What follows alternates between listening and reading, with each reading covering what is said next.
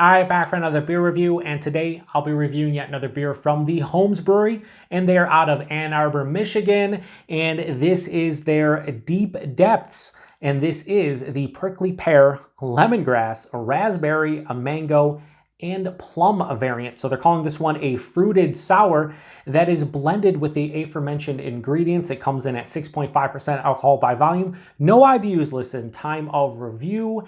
This can is just under 21 months old. I want to give a huge thanks and shout out once again to a very good friend of mine and a viewer of the channel, Jeff, aka NoJinx, for hooking me up with this one. So big thanks to him. In the description box, I'll post a link to the beer mail unboxing video I did that contains all the goodies he hooked me up with. And he hooked me up with some HOMES beers, most of them fruited sours, and this was one of them. Now, I have not had a heavily fruited sour or a smoothie sour this old, almost 2 years old.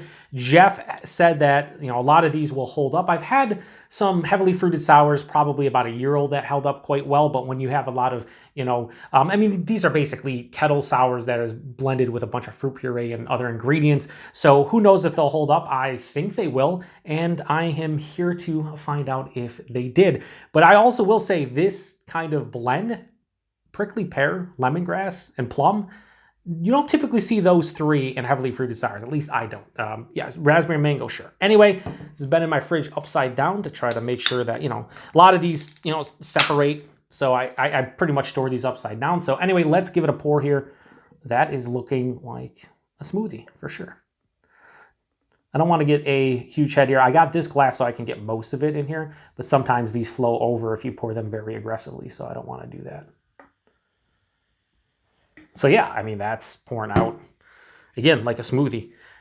As you can see, the head kind of builds. I love the artwork too. But yeah, that looks like so let me do a little swirl here so you can see the pectin on the side. I can see the pectin. It's all from the fruit puree that they blend this with. So yeah, that looks like V8 juice or something. In person, it looks a little bit lighter than you're going to see on camera. It's probably going to look like a dark magenta color or something. But yeah, in person, more of like a very deep dark, like tomato soup kind of look to it. Hold it to the light, can't see through it, very murky and turbid. I don't like that murky word, that doesn't exist. But yeah, it had about a finger of like a really weirdly colored head that is now displayed to a thin film. But yeah, plays the role of what these basically are. So the first thing that hits me is a shit ton of plum and raspberry. Wow. So I've never actually had prickly pear, like the actual fruit itself. I've had it in like desserts. I've had it in beers before, and I would say that if I was doing a review blind, like black currants is another fruit that, like, if it was in a beer, I kind of understand the taste profile, but I've never actually had like prickly pear before. So I don't know exactly what an actual prickly pear tastes like. But what I'm smelling in here is basically raspberry and plum, and it smells awesome. There's a nice, like, acidic kind of tartness that you're smelling, like you're gonna, okay, that's a fruited sour of some sort. Not really picking up on the lemongrass. Yeah, I would say raspberry and plum, maybe a touch of mango, but like the prickly pear and the lemongrass, not coming through as much as I thought. Maybe in the taste. Anyway, it smells damn good. Let's get into it. Cheers, everybody. Thanks again, Jeff.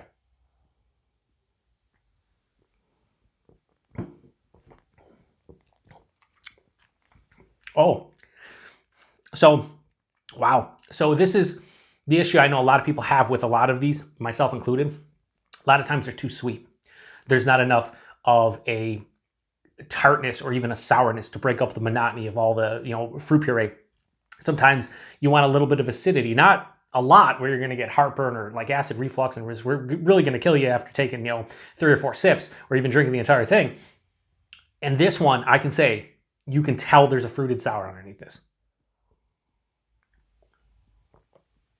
Body isn't like chewing it, which I appreciate. This is like a lower side of full into medium full body. So yes, it's thick, it's syrupy.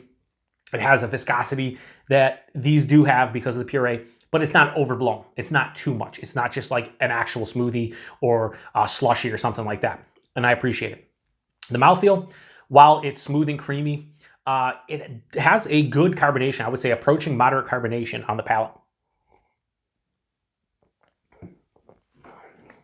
Yeah, for sure. I will say, though, to be honest with you, the flavors aren't popping, and that could be the age, or it could just be the blend of these flavors. Because again, this is a weird combination. They're good, don't get me wrong, and I'm really appreciating this beer as a whole, but those flavors are not, too vibrant or intense.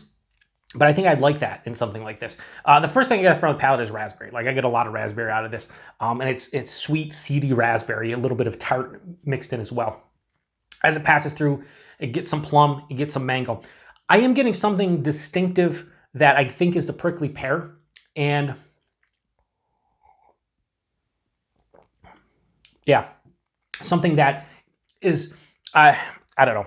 Again, not having the fruit itself, it's hard to say, but it's distinctive enough where it's like, I've had that flavor before, but I can't pinpoint it. So I'm going to say it's the prickly pear for sure. There's a little bit of like a lemon tartness. Is that the lemongrass?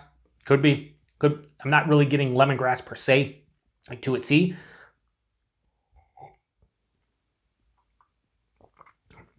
Halfway through the palate is where the acidity hits, kind of comes through the back of the palate. It's like moderately acidic, but this has a low sourness. So on my scale, I'm usually, it's either slightly tart, firmly tart, or really tart, and then I get into like the sour range. I feel like tart is like, got a kiss of that. You know, it's tart but not sour. Then once you get in the full sour realm, it's like mouth puckering, right? This isn't mouth puckering, but it's getting to the low end of sourness for me, which is really nice. Finish is semi-dry, no real bitterness here, but between that sour base that you can taste, along with a little bit of that acidity or a decent amount of the acidity, it breaks up all that sweetness, it balances it out. So yes, this is a fruit smoothie sour, but it's not over the top in sweetness. I say the sweetness is balanced out quite nicely. This is not going to be hard to drink. There's a lot of fruited sours, and this is the reason why I don't review as many as I used to. A lot of times they're just too sweet. 3-4 ounces in, I'm like, I'm done, moving on. It's just too sweet, too rich, too much. This is not that. Honestly, I'm only getting, a couple of the different fruit flavors. It's really nice. And I do enjoy this from a drinkability standpoint. Not my favorite in terms of flavors, but overall, as like a heavily fruited sour or a smoothie sour, whatever you want to call this, damn good. So, yeah, anyway, I guess we'll just do a rating, 6.5%. You really can't tell, which is nice. Deep depths, the prickly pear, lemongrass, raspberry, mango, and plum variant from Homes. I have absolutely no issue whatsoever giving this one we'll go straight 4.25 out of 5. I think that's where this lands. If the flavors are better, this would get in the 4 or 5 range.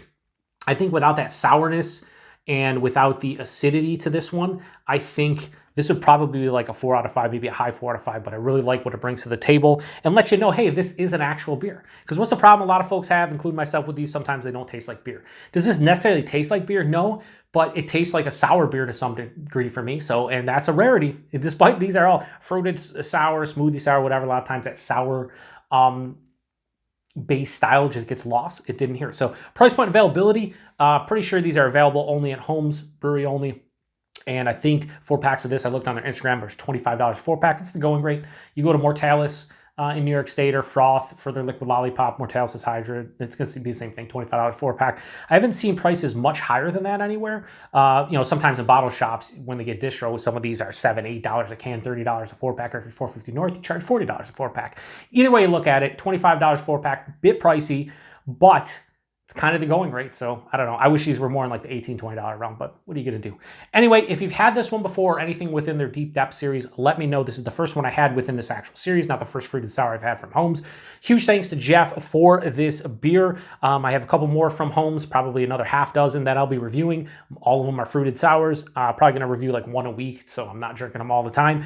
And some of them are cool. I have a barrel-aged fruited sour that he is sending me that he forgot in the box that this one came, which is hilarious. He got all upset. Jeff had himself that he messed up, but he sent me that, and then got a couple other within the Deep Depth series. So I'm really looking forward to it. Once again, if you've had this one before or anything in the series, post in the comment section. Appreciate everybody stopping by for another beer review here in the Beer Patrol. To the next one. Cheers.